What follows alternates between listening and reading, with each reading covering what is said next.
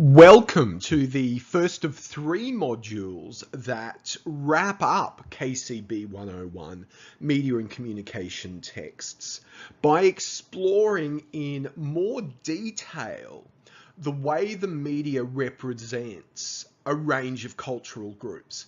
Now, this module, we're going to be looking at the way the media represents race and non-Anglo identities. And in coming modules, we're going to be looking at how the media represents socioeconomic difference, social class, and finally wrap up the unit by looking at how the media represents gender. But this module is all about the way the media represents race.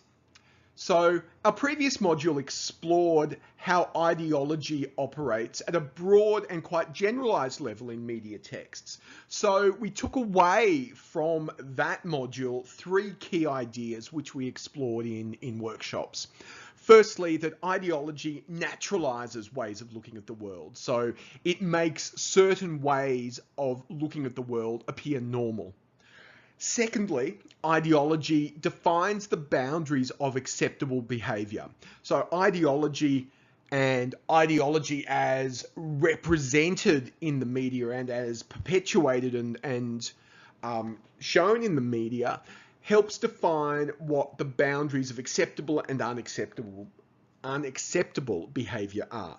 And finally, we saw that ideology privileges some perspectives over others, or the perspectives of some social groups over others. And the perspective that the media privileges is usually already the perspective of socially powerful groups. So groups with authority in society, such as the government, the police,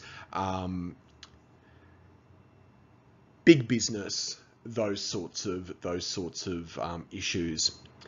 This week, we're going to explore how these concepts, how ideology operates in relation to the media's representation of race.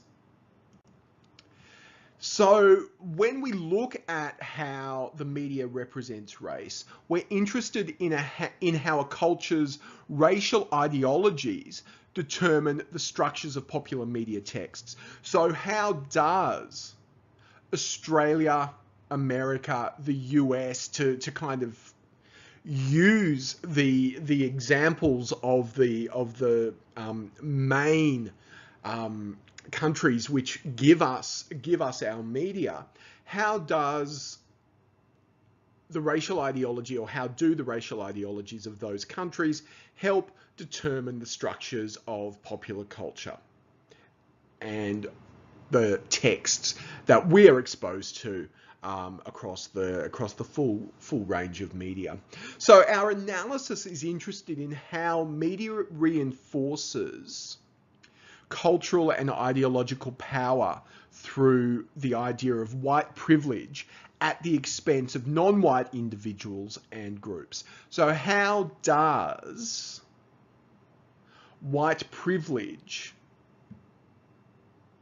wind up as being the perspective which is valued over the perspective of other social groups? Now, this doesn't mean that the people who work in the media are inherently racist or nasty people in any way.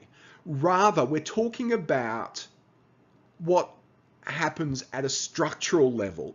So how do the structures of popular cultural texts invite audiences to accept, in Anglo culture at least, whiteness as a norm, or whiteness as the norm?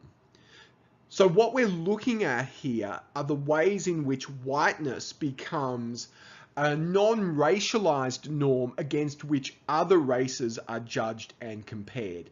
So we're setting up kind of a series of implicit binary oppositions. The privileged position within that binary is whiteness. So whiteness becomes kind of a non-racial category. And of course, the irony here is that of course it's racial. Of course it's a racialized category.